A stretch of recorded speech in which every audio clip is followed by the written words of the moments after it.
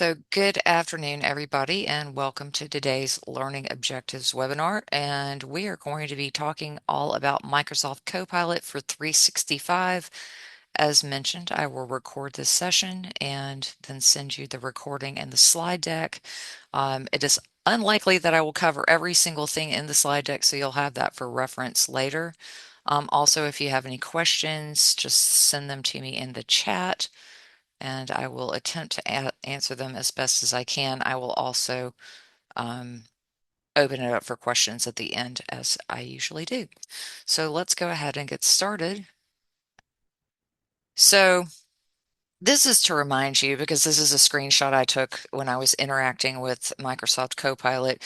I was asking it where the pen feature went in the new Outlook, and it gave me the instructions. So in addition to getting to summarize, to getting it to generate text, generate images, help you plan for your day, all those kinds of things that we're going to talk about. You can also ask it questions about using the technology that you're using. So I said, where the heck did the pen feature go? Because I couldn't find it. And it gave me the instructions and told me what I needed to know, which was it was contextual. But it also said, if you still can't find the pen feature, you might want to check out this detailed instructions from this presentation that I created. So it is looking at your data because it's looking at my computer and my OneDrive and saying there's an article here. So one of the things that I thought immediately when I saw Copilot come out was that this would be a great tool for knowledge management in terms of looking through your OneDrive, SharePoint, Teams, um, email, and helping you kind of amass the knowledge from groups. And the more you're all in on using Microsoft 365, the more chance of success you're going to have in terms of using it as a knowledge management tool, kind of leveraging what people have done, what people know, that kind of stuff. I will tell you right now, I am the only person in my organization using Copilot, and that is because I am the beta tester and trying to figure out what works, what doesn't, all that. I'm still 1 month in on this product, so I'm a newbie. I'm still learning, and so at any rate, those are all my disclaimers. Also, when I do the demonstrations, they'll be doing them live in my personal 365 tenant, so it's subject to eccentricities, as you may see. Also, I owe Ben Shore from Microsoft a huge thanks because he did two presentations at ABA Tech Show on using Copilot. So I have definitely learned from what he knows and also subsidized with my reality. So what is Copilot? Copilot is technically the name of it is Microsoft 365 Copilot. And there's a variety of different flavors. The one that we're going to be talking about today is the Copilot add-on for a Microsoft 365 plan. So that Microsoft 365 business subscription, either business standard, business premium, E3 or E5. We're not talking about the home version, although you can get Copilot in the home version. That's not what I'm here to talk about today. So when you go to look at the plans, it says there's 365 Copilot Chat, which is free. It is free. It is available, and you can download it, and it basically is a secure chat powered by GPT 4.0. That's Chat GPT. It does maintain IT control and enterprise data protection. It is not, however, embedded in all of the Microsoft 365 apps. And that's the really, to me, that's the big difference is that with Microsoft 365 Copilot, you get chat plus you get 365 Copilot apps in Teams, Outlook, Word, PowerPoint, Excel, and all the different applications within the 365 suite, which I wrote an article about yesterday. There's so many different things just beyond Office that you get with the 365 subscription, and kind of knowing which one to use for what. It's a little confusing and there's a lot of redundancy, but um, depending on your situation, what kind of practice you're in, what kind of firm size you're in, those are the determinations you'll make in terms of what you actually use out of it. But it is $30 per user per month. It is that's an additional to the 12.50 per user per month for Microsoft 365. Or if that's business standard, if you use business premium, I think it's 22 or 23 per user per month. So I think the challenge here for us is to figure out how do we make a $30 additional add-on product worth the cost? Because that's not insignificant. And what I've been challenging myself to do is figure out how can I get $1 a day worth of use out of this product, and then see if I can actually use it every day to save myself some time. And I'll definitely give you some of the examples that I personally use. So remember that this is an assistant. I know that y'all have been told this so many times at this point that I hardly need to say it, but just a reminder, it's not going to do the work for you. And it's not going to necessarily be all that good. And the more you use it, the better it gets. But the reality is, the better you are at prompting, the better it is at delivering helpful information. But you're always going to have to review the work. It's not something that you want to show anybody. It's just a personal tool for you to use. So it's not going to be doing your thinking for you.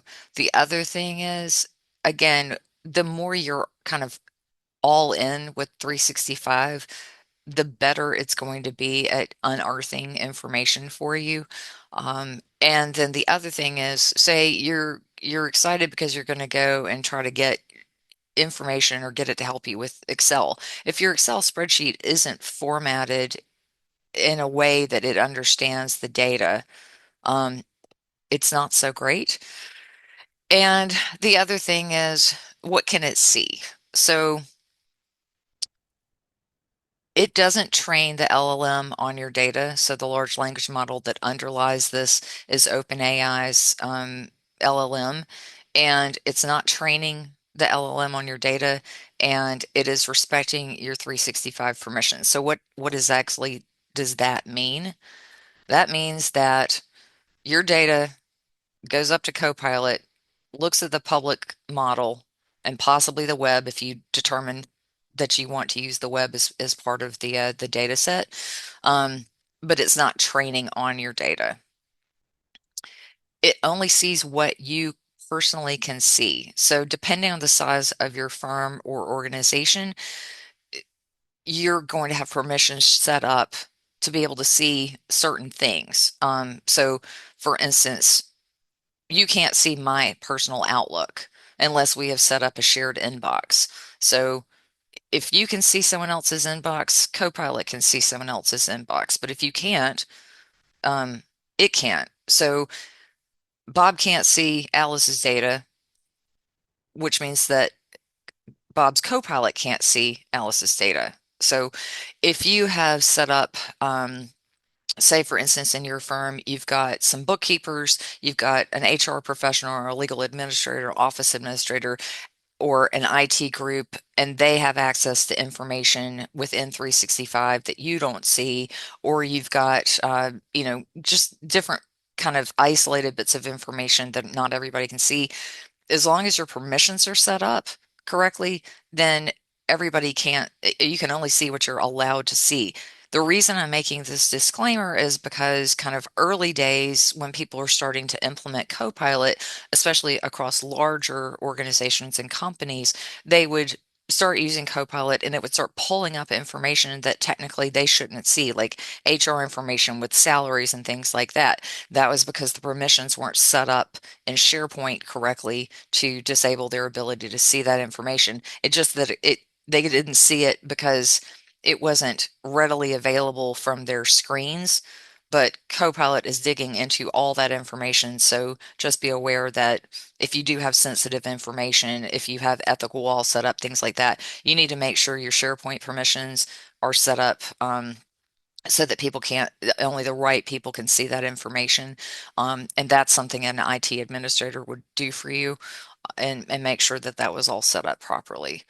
The other thing is, and this is the Ben Shore rule. Again, Ben is my friend who works for Microsoft, and he's been giving presentations on using Copilot all over the country. And I would have him do it here, but and he is fantastic and very realistic. But he does work for Microsoft, and so he's probably not in a good position to tell you what I might tell you, which is sometimes it doesn't work. So we may see some examples of that right away. Um, what can you use this for? It's good for creating and editing, asking and summarizing, brainstorming, but it's not always perfect, and it's not really going to do the work for you. It's not, sometimes it can do things for you, and I'm going to show you some examples of where I think it's really useful, and some things it just doesn't do all that well. And that may be the fault of the end user, the wetware here, because I'm not prompting it accurately or effectively. And this, again, we're all learning how to use this and figuring out what our use cases are. My use cases are going to be different from yours. The person sitting down the hall from you is going to have a different use case than yours. So it's really a matter of figuring out what it can help you with. And then when you think, well, this would help a certain group of people, you can actually share your prompts. So that's another thing that we've been seeing a lot of is people creating prompts and then sharing them out in libraries so that people can see what has worked. When you're working with Copilot, you you are having a conversation with the AI. And if you're not familiar with using artificial intelligence tools at this point, this may be feeling a little weird. Like I really felt weird waking it up and saying, "Good morning. Um, here's what I'm going to be trying to do today." And it actually likes to have a little conversation with you. The other thing is this is all an experiment, so just try stuff. Sometimes it will work, sometimes it doesn't.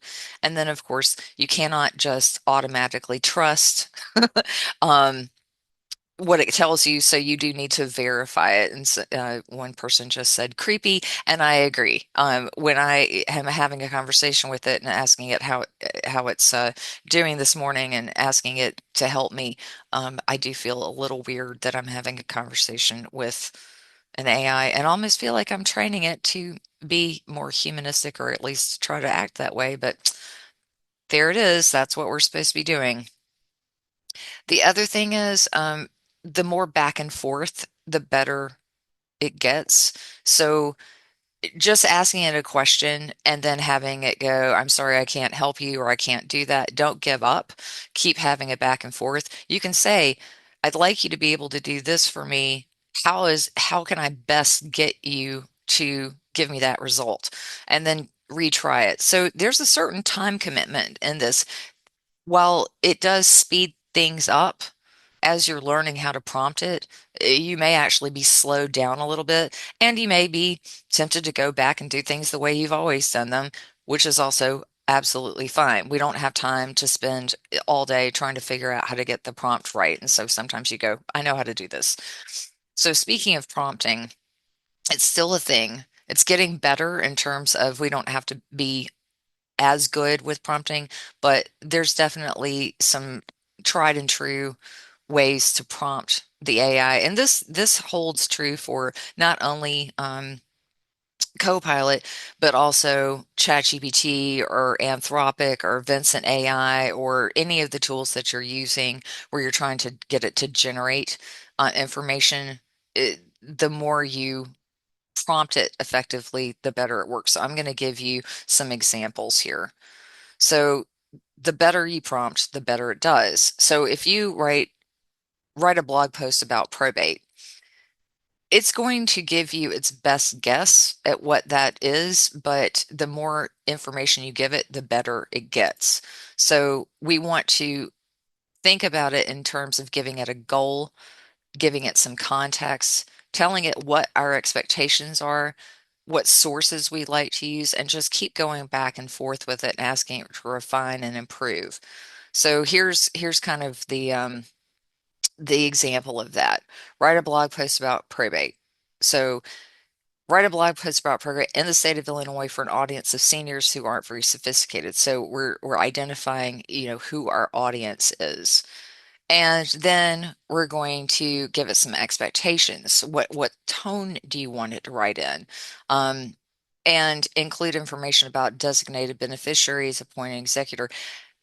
One of the things I like to point out a lot is that it's drawing from a huge corpus of data, and it can sound smart, but the more information and contextualization you give it, the better it is. And that's something that you know.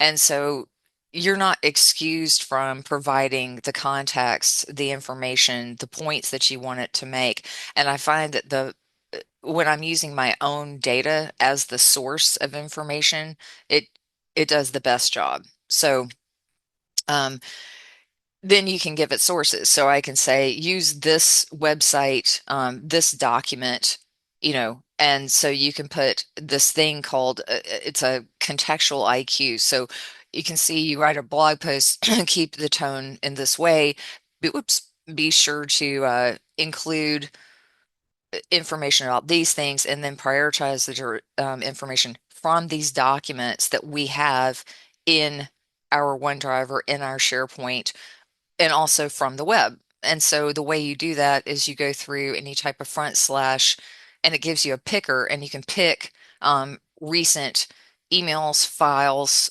Teams chats, all sorts of other things. And you just put that slash and then you start typing in what you want it, which means that you have to kind of know what information you have in there. And so sometimes I will put a bunch of different files in a folder to start getting it prepared to help me contextualize. And then once you get the result, you don't have to stop there. You keep you keep conversing with it. Say, ask it to make that a little bit longer. Sometimes I'll give it a word count. I'll say, write a 1,500 word blog post on blah, blah, blah. And then it gives me an 800 word blog post. And so I'll say, no, can you make it longer? I really need to have this be about 1,500 words. Or can we be a bit more casual or conversational? Can we add this section? And then you can actually say, how would you improve this article? What do you know from the vast and gory information that you know to make this better? So you just keep prompting it. And again, this is to generate a whole bit of text. There's a lot of shortcut things that you can do with this that I find I use more frequently. But those are the kind of the tips. And then the other thing is when you want to have it change the conversation, rethink, do a new activity, start with a fresh chat because it's actually working in context. So it's building off of that whole thread of conversations you've had with it. So if you continue to add new questions, but you're changing the topic, it's actually looking back at that the context that you've been having the conversation. So when you want to start a new activity, you have to start a new chat. The other thing is you can use meta prompts. You can actually ask it to help you write your prompts. And this is a good way. I mean, that's where you get some of the best outputs is when you say, I need you to help me. You can act as my prompt engineer. Here's what I need you to do. And then this is an example. How would you describe the voice, tone, and writing of this article? And then it'll show you what that is. So there's a couple of different elements to this, but one of the bigger elements that weirdly isn't built into the apps itself, it's kind of a standalone Copilot chat, which you can actually start out with. It's helpful when you go into Outlook and use Copilot or go into Excel and use Copilot, but you can also start with this screen called Copilot chat, and I'll show you where it is. And it gives you a bunch of suggestions um, about what you might want to do with it today. Within that, you can choose to access just your Microsoft 365 data and things that you have permission to see and or search the web.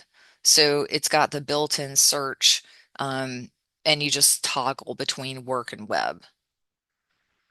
And so here's an example. This is on the web. Give me a concise summary of news about personal injury law in Canada. And here it goes. And it gives you, it cites the sources, and it actually puts the link to that source in the text that it gives you.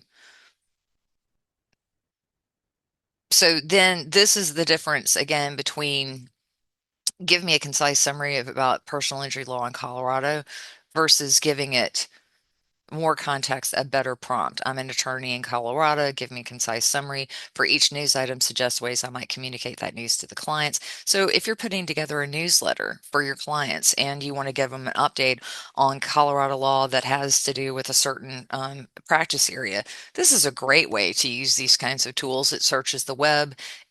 It helps you think about how to communicate with your clients. You can get it to write in language that is easy for them to understand. And so, again, this is a good use. We're really not talking about using Copilot to do deep research and legal research, drafting, things like that, because it's not really designed to be a legal research tool. So that is kind of a limited use case, and there's certainly better tools out there that, Lexis, Westlaw, Vincent, Bloomberg, uh, Describe. There's tons and tons and tons of legal research products on the market that are designed to help you do legal research. Copilot is not one of them. Um, and then it has agents, and I'll go into agents and show you a little bit. This the promise of agentic AIs that actually can do something for you. So help me plan a Hawaii vacation.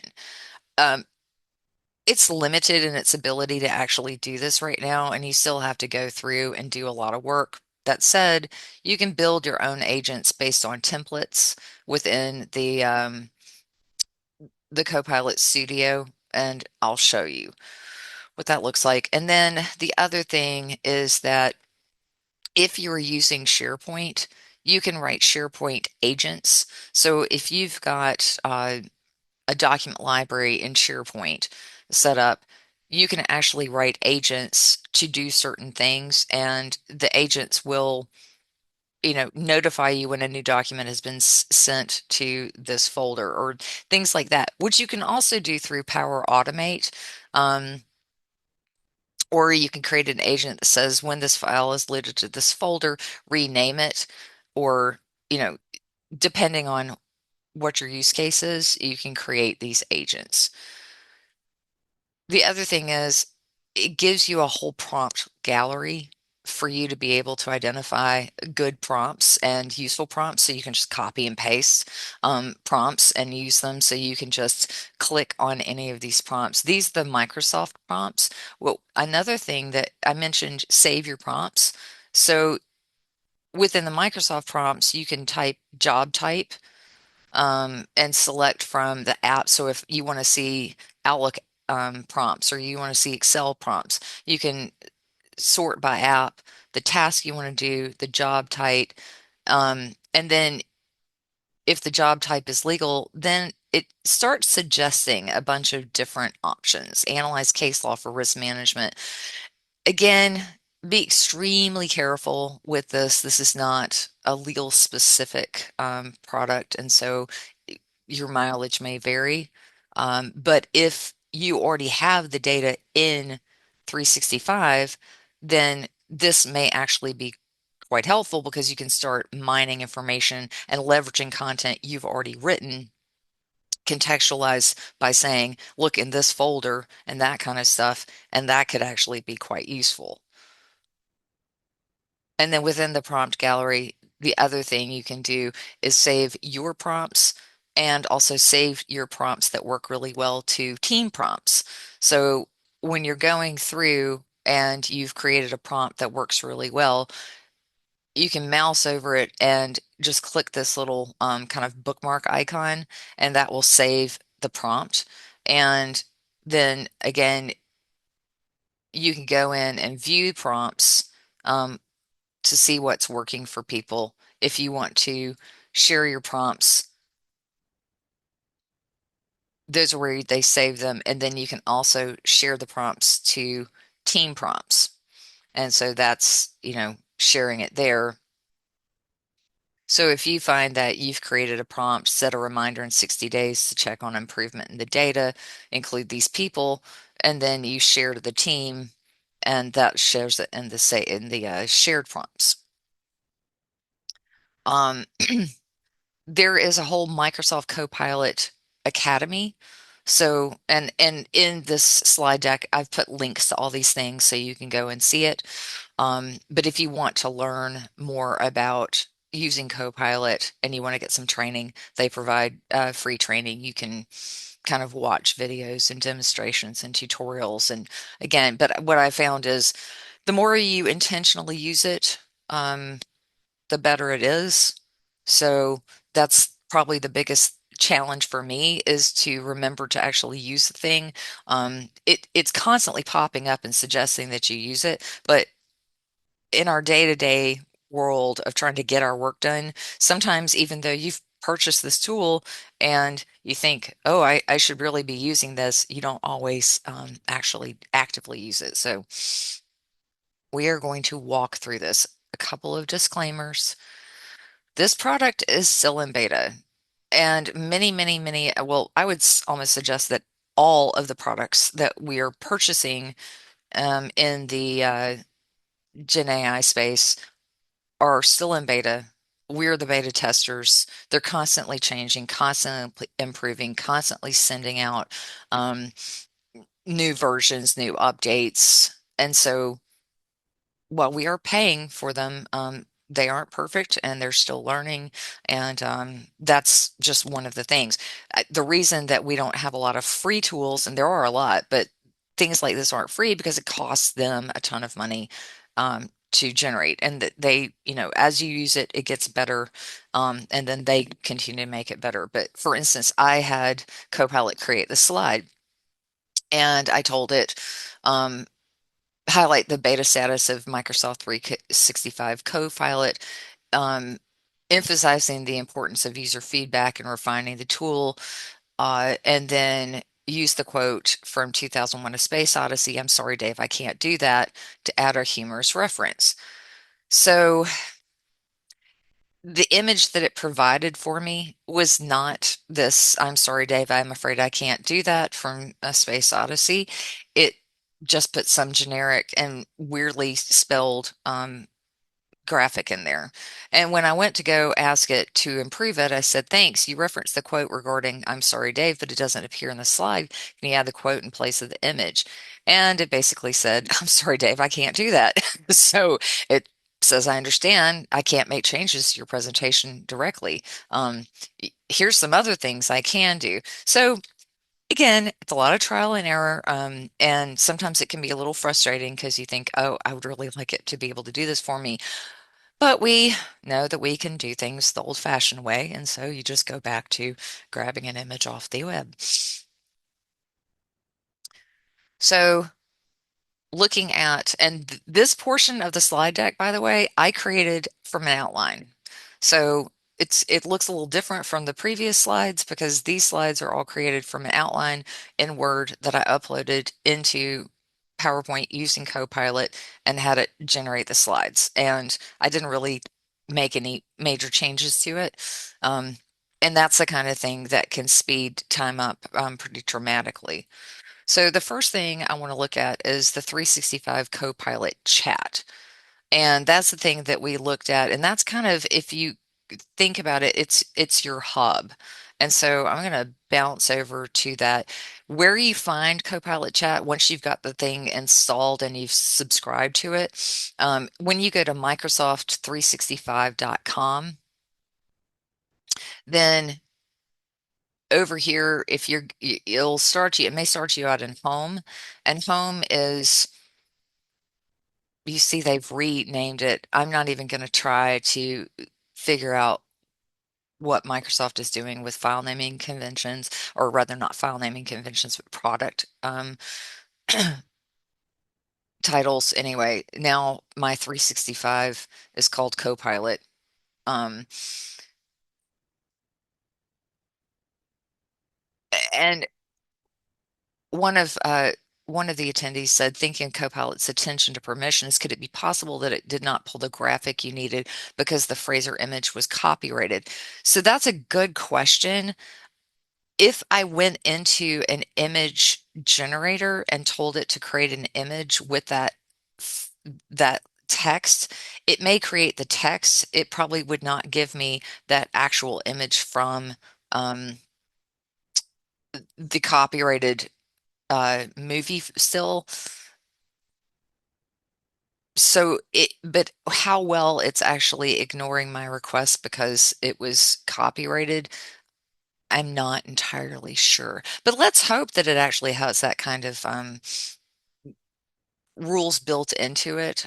Early days, I would ask it to create images, and one time it told me that that was a mean thing to do. I'm not kidding. It said, "That's mean. I'm not going to create that for you." And what I'd ask it to do was I said, create an image of a hacker sneaking up on an elderly person. And it said, "That's mean. I'll show you a hacker helping an elderly person." Obviously, the image I was trying to create was to make a point, but it does have some things built in. You can't generate images of famous people, at least not in the Microsoft image creation tools. There are others that are not as, in quote, ethical. Anyway, when you start with Microsoft365.com, it takes you to this screen. It's kind of what you've been working on lately. If you click over into Copilot chat, this is where it starts giving you suggestions. And this is where you switch from work to the web. If I switch over to web up here, you'll see that my prompt suggestions change. So we'll click it back over to work. Now this knows kind of what I'm doing, list key points from a particular file, or catch up on what's new in my inbox, or write an out of office message, which honestly, I don't need help with that. Um, Bespoke Teams backgrounds. Again, some of this stuff is a little bit silly. Help me prepare for today's Learning Objectives webinar. So we'll click on this and it knows this is on my calendar. So that's how it knows what I'm doing. And I will add context to my prompt by suggesting a file. So this PowerPoint that I'm using, um, and we'll just try something simple and see what happens. I said I was going to demonstrate this live in front of you. Um, so it's looking at this and summarizing.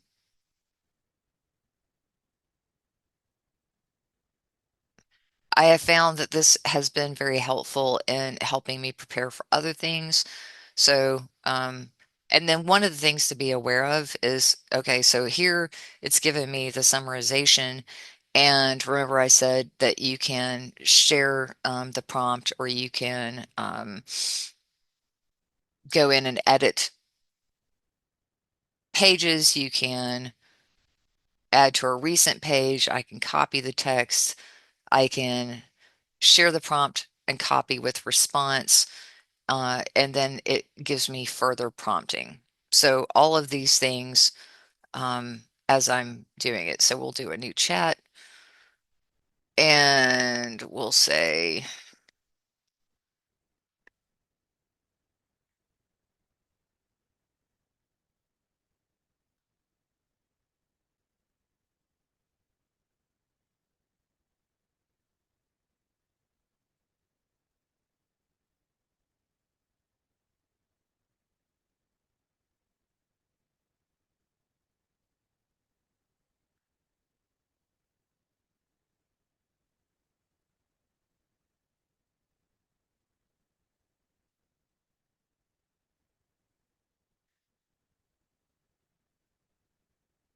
so someone just asked me, have you found it useful in finding documents that have been archived, deleted, folded, etc.?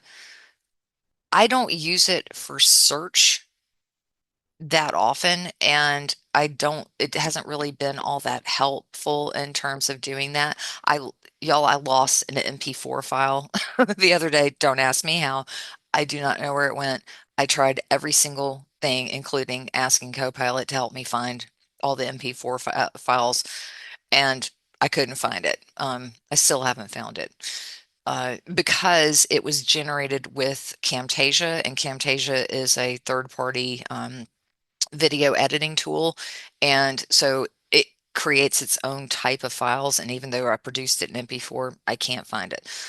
So it's not perfect. So I said, help me prepare for an upcoming seminar for the corporate counsel section with Greg Lambert, include any dates and deadlines.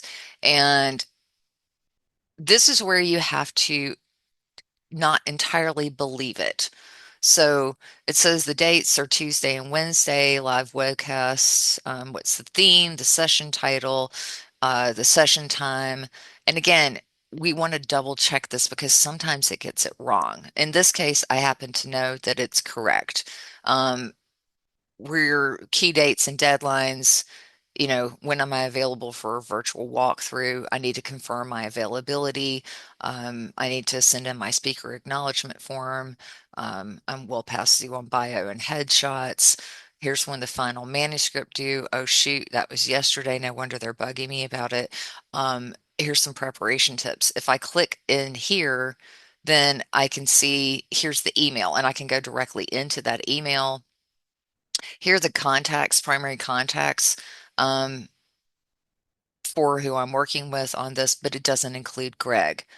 Now I can go over and see emails that I've had with Greg so I can get right back to him, but it doesn't include him as a primary contact. And here's some emails. And then I'll give it a little thumbs up.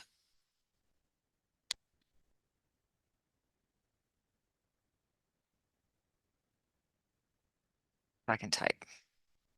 I wish it, well, and all right, you know. And one of the things is they do take all of this feedback into account. So don't be afraid of giving them feedback. This didn't work. This didn't work as expected. This worked great. I wish it had done this, that kind of stuff. Can you help me draft this speaker acknowledgement forms? Well, that's useless because they already sent me one. Can you provide a summary of the relevant articles and blog posts?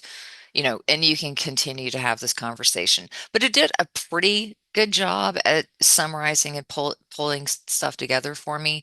Um, so an attendee mentioned someone told me when you add the feedback, it goes outside of your own 365 instance. Is that the actual result is going in? And I suppose that makes sense that if you give it feedback, then you're giving feedback on the result. So again, Um, I'm always really careful about warning people before you put in a ton of confidential information. Think about what might be leaked out, so maybe you don't give it feedback. Um, in this particular case, it's not too scary. So we'll go back to the main Copilot chat screen.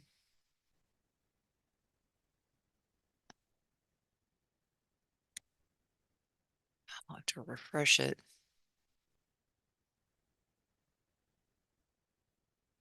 So I want to ask about summarizing long Microsoft documents and PDFs.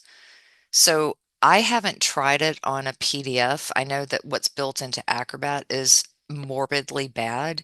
Um, I think it's pretty good at summarizing large or long Microsoft documents. We can look at it. One thing to be aware of, though, is that if you are not familiar with the content of the document, then there's no way for you to tell whether it did a good or a bad job of summarizing it. And I'm frankly a little bit wary about relying on summarization if I'm not fully cognizant of the content. That said, if it's my document that I wrote and it's a long document and I want to get a summary to send to someone, I can assess whether it's a good summary or not and agree and prompt it for better refinement. So, you know, all these things. Then the things that I wanted to show you, you have some new options, which are agents. And this is fairly new. And I frankly have not built my own agent. But when you look over into agents, you can click on Visual Creator and you can create different images. You can apparently make videos with stock media. Uh, there's also the writing coach, and you can have it critique your writing, change the tone of an email. And I do these things actually in the applications themselves versus starting from this page. If you really want to get creative, you can create an agent. And when you click on create an agent, it gives you some templates that you can try, or you can just start describing what you want it to be able to do. Again, I have not tested this. This is fairly new. This is where I feel like, just like former attempts like Microsoft rules, I'm cautious and optimistic because I'm cautious in that sometimes rules don't run the way you think they do. It's like coding. You have to be very, very specific, and sometimes you're so specific it doesn't work, and sometimes you're vague enough to where you have unintended consequences. So, um, I haven't really tried this out. Now, this is your Copilot. But what you also have, and I've bookmarked these things. Remember when I mentioned the Copilot gallery? Well, this is your Copilot gallery. And this is where Microsoft gives you the prompts. So you can say, what kind of prompts do I have in Outlook? And it'll show you different suggested prompts in Outlook. Or you can say, I'm really interested in getting prompts for OneNote. And it'll make suggestions for prompts in. So this is just kind of giving you ideas about what you can do. And then if you go over here, when you save your prompts, you can save them here. And then again, if you share team prompts, um, you can share them here. Okay.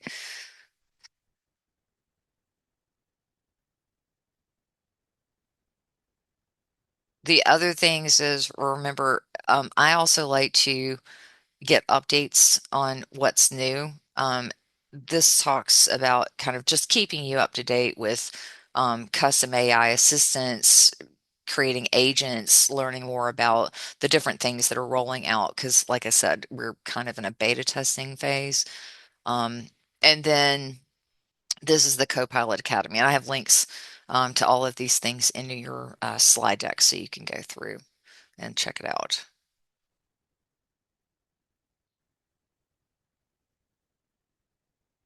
So let's go play around with this in Word a little bit. So you can create new text, you can edit existing text, you can add images and ask it questions. So let me open Word.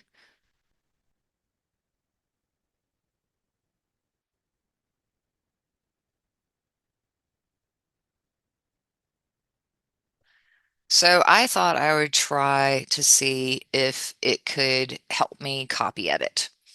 So I took a blog post that I'd written and I asked it, can you help me proofread this article for spelling errors and grammar?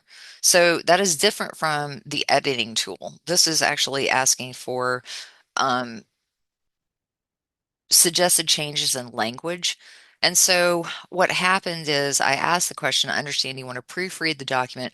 I can't make changes directly to the document. What I can do is provide a summary of the document and highlight potential spelling or grammar issues. And so it created this list and it kept referencing in the first paragraph, you should say this. So I had to go paragraph number, which isn't that hard, so I could figure out, and I wouldn't have to actually count the paragraphs. So if you have a really long document, probably want to paragraph number so you can get through this. And then it says, would you like me to provide more details or feedback or help with anything else? Now, there is an insert button, and that just inserts this whole chat. So we say undo, please. Um, but there's a different way to do this. So if we're sitting here reading through the document that we've written, and we say, I feel like this sentence is written in a way that's a little clunky. I think I can rewrite it better. Select the text, and then you get these little Copilot floating buttons. And if I click on that, it says write a prompt, auto rewrite, or visualize a table. So we're going to click on auto rewrite. And what it says is it it gives you three shots at rewriting. So it's rewritten this sentence. It says make sure you've saved any important data before selecting replace. Otherwise, it will remove your original text and replace it with rewritten text. But I can show you kind of how to deal with that. So we have three different options that, so it just shortened the sentence dramatically. If I click insert below, then it inserts that text that's suggested so I can kind of read them side by side. And if I decide that that's what I'll accept, then I'll do it. Otherwise, I can just go back to where it was. So that's one of the things that I actually like is when I'm reading through my own writing and I go, this is kind of clunky. Do you have suggestions for revision? You can also prompt it by saying, you can write a prompt.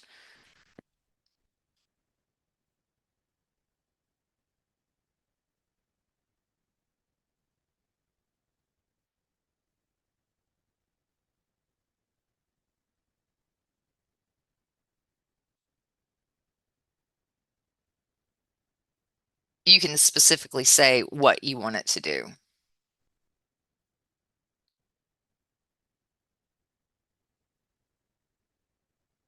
And it shows you, see, it did a little bit different. It shows you the text here, and it says you want to keep it, replace it. It doesn't give you the options.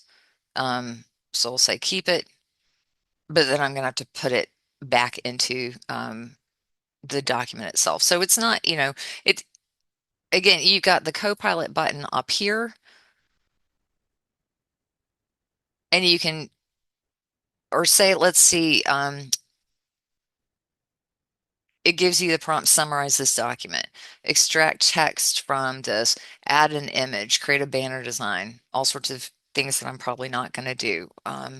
Summarize the main points in this document.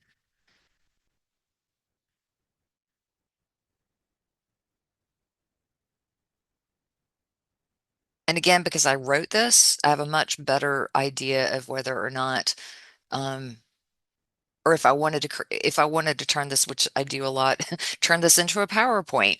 I write the article, and then I ask it for a summary, and then I could convert this into a PowerPoint.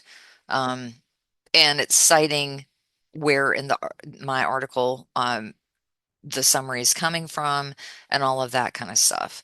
So this isn't a particularly long document, but it works just as well for long documents as it does for short documents. Another thing that I do a good bit, and this is Cheater Pumpkinator, and I'm gonna let y'all in on a little secret.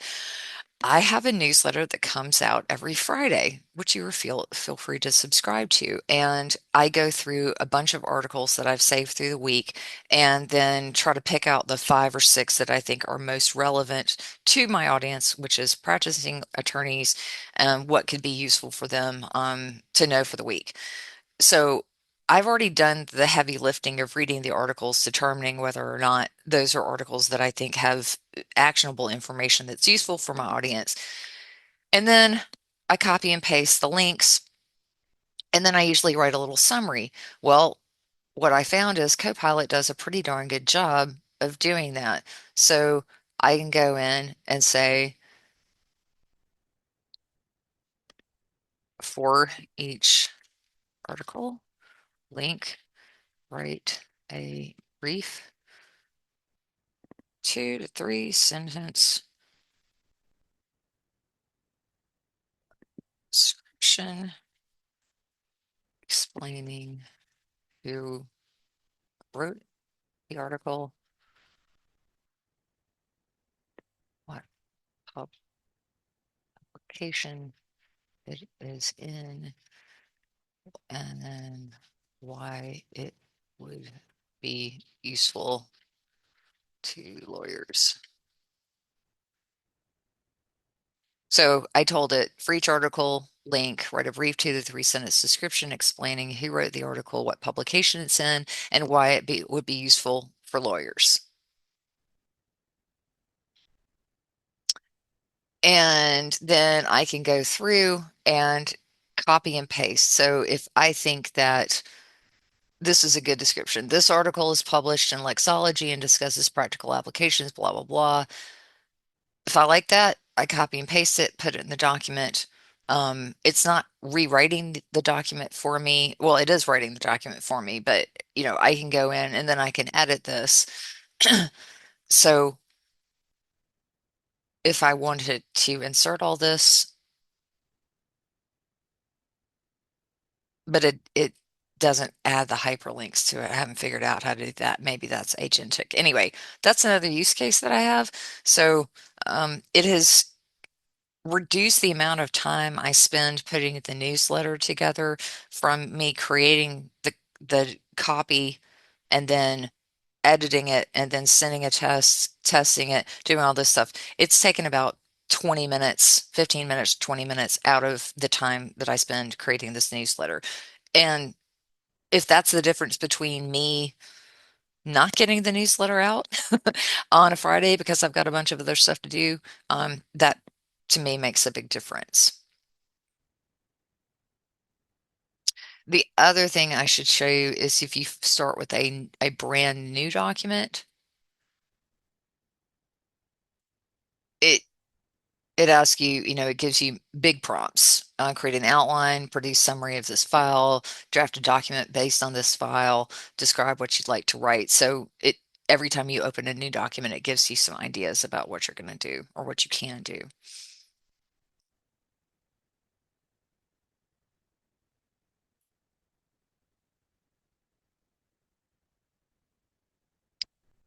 PowerPoint, this is the magical one because if you create PowerPoints, you know that starting a PowerPoint from whole cloth takes a good bit of time. And if you've already got an outline that you've been working on, a document that you've created, you can actually create a PowerPoint from that. So I'm going to show you how that works.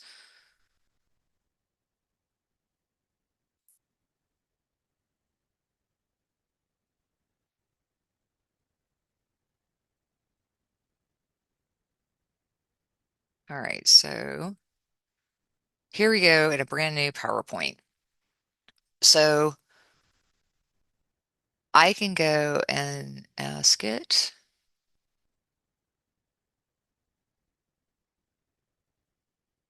create a presentation from file. And then when I do that, it automatically finds recent files that I've worked on. But you can also, you have a bunch of different options, or I can type. So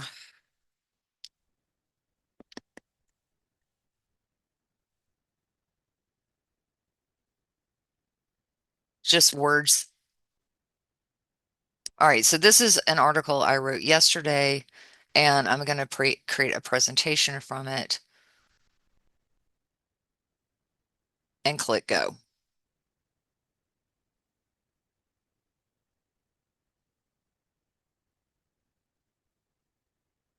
And it kind of shows you steps along the way. It is limited to 40 slides. So it will not create a slide deck longer than 40. So that is a limitation to be aware of. Because this is, again, whole cloth, it takes a little bit longer. So you'll see that I want to show you, it creates my agenda slide and it puts the original content in the slide notes. Now, what if I say, okay, this is good, but this is too wordy. If I select this text, you'll see that again, the contextual thing pops up. I can say condense.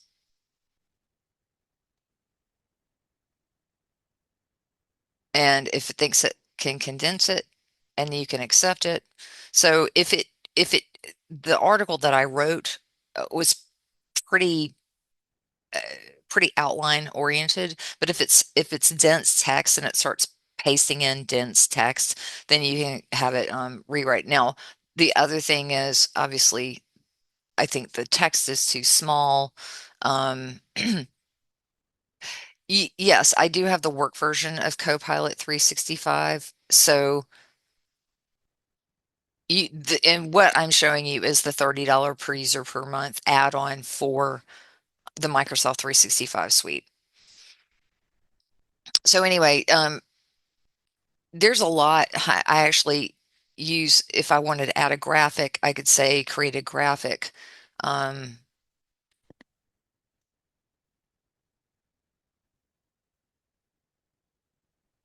or I will say an image.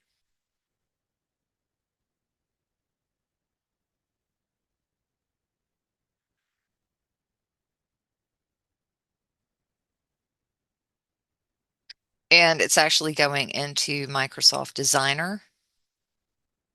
And you can use this in Word too if for some bizarre reason you wanted to add an image.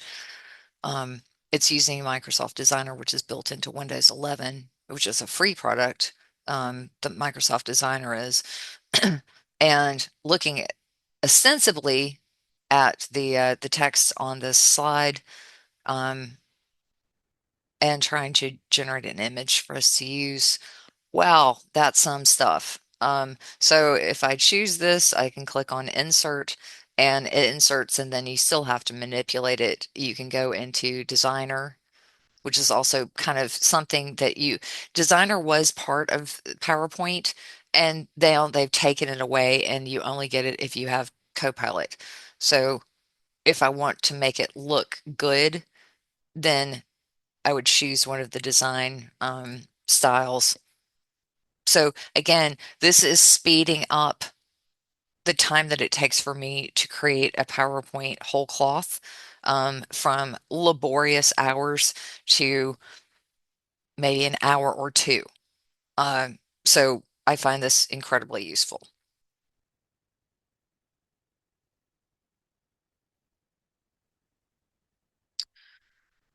Mhm.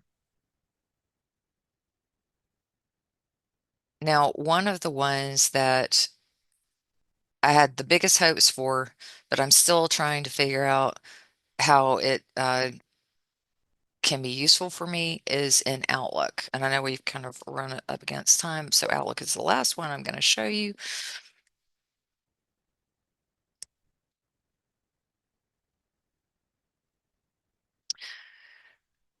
So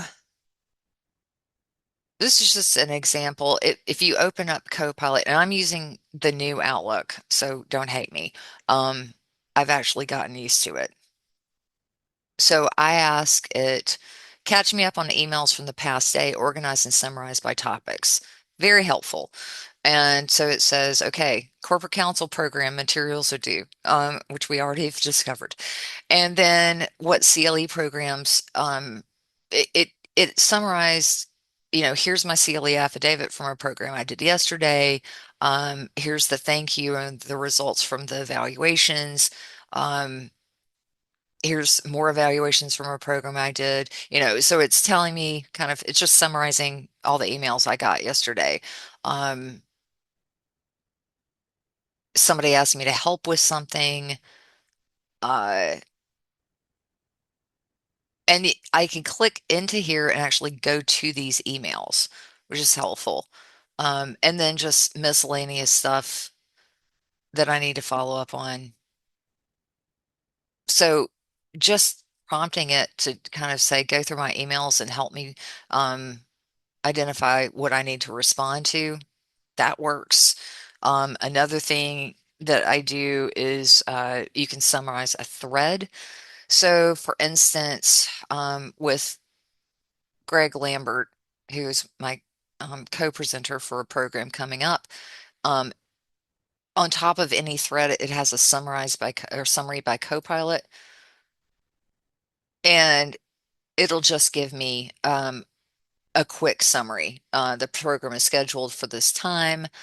Um, what Greg said, what I said I do, what Greg said he'd do. And I did read the thread, so I know that it didn't miss anything, but it's just helping me remember like where did we stand yesterday on this? I need to follow up on it, that kind of stuff. And then another thing that I use it a good bit for is helping coach me um, in terms of writing. So I'm going to give y'all a real life example. This is an email that I wrote. I'm the president of the board. This is from my Gmail. I don't use my work email for personal stuff, but just to give y'all an example, um, I was having to write what I thought was a very nice email to our HOA management company, but I wanted it to, I want to make sure that I'm using the right tone. So I'm just going to, you can do this in two ways. Remember, it shows you the pop-up, or I can select the text and get coaching. It's analyzing my email for tone, clarity, and thoughts, and amusingly, it suggests it's polite and respectful, but could convey more confidence and decisiveness. So suggestions, and then involve the recipient more, provide more specifics. So it just helps you write a better email. I have also had it tell me that I was that my tone was a little harsh, you know. Um, So someone is asking, is there an end user agreement for Copilot? I am confident that there is. And when you sign on for Copilot, you can certainly read the terms of service. Is it going to give you attorney-client protected information agreement? Probably not. It will tell you that it doesn't share your information with the LLM, that Microsoft doesn't read it, and blah, blah, blah. But is it going to say that attorney-client privilege information is part of its thought process and protections? I don't think so. That said, so read the terms of service. Most commercial products that you're using are not going to give you those kinds of assurances in the terms of service unless you ask them to rewrite it. So anyway, I've kept y'all over a bit. Like I said, I will send you the slide deck. Um, and that's the conclusion. Again, I had that part created for me. So what I'll do is stop sharing and stop the recording. And then if you'll have questions, I'll open to questions without recording them so nobody has any trepidations. So let me know when I send you the evaluation what you're interested in learning next.